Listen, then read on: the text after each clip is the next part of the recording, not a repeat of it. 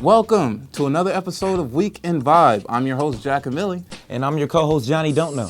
Chris Brown fought Frank Ocean this past week.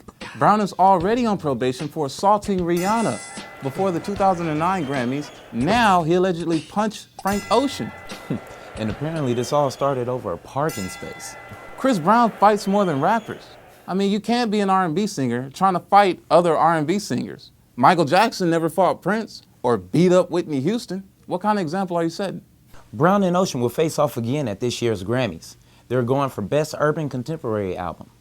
As long as neither one of them drives there, I think it'll be all right. Grammy nominee Rick Ross was the target of a drive-by shooting in Fort Lauderdale this past week. The Maybach Music boss was driving around in his Rolls Royce and was shot at. He then crashed into an apartment building trying to escape. We have an exclusive interview from an eyewitness right here. So walk us through the night of the shooting. I saw Rick Ross drive by in a Rolls Royce. Then this Maybach flew behind him and all these shots rang out. I think it was the guys who actually make Maybachs. They was probably mad that the Maybach Music boss was driving a Rolls Royce. Right. And is there anything else you would like to add to this? Yeah, somebody lied. He didn't have a chopper in the car. Oh. Yeah, so let's be honest. You smoke a lot of crack, right? Yeah, I ain't gonna lie. They said free interview. I thought it was free crack too. It usually goes that way. You know, they say this popping mollies. I shouldn't have popped a molly and now I'm sweating. Woo! You ain't got no molly? No, we really don't have any mollies. Can we cut this out of here? Either way, Rick Ross will bounce back, probably make 100 songs about this shooting and put them on his new LP, which is due later this year, called Mastermind. Mastermind's latest single is called Box Chevy. Maybe that's what he should have been driving.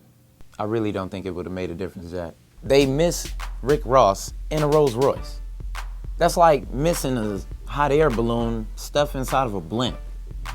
Do you know what time it is? I don't even have a watch. Neither does music producer Timbaland, who lost his $1.8 million watch. He had it insured, but now he is suing the insurance company for not reimbursing him the money. You know what that means. Insurance fraud. Nigga, please. Ain't no way you paid $1.8 million for a watch and did not expect it to get lost or stolen. For $1.8 million, I would have just bought a sweatshop and had them make me all them damn watches. You know, we only say insurance fraud because $1.8 million on a watch is stupid no matter how rich you are. This week in music, Pusha T releases his new mixtape, Wrath of CAINE.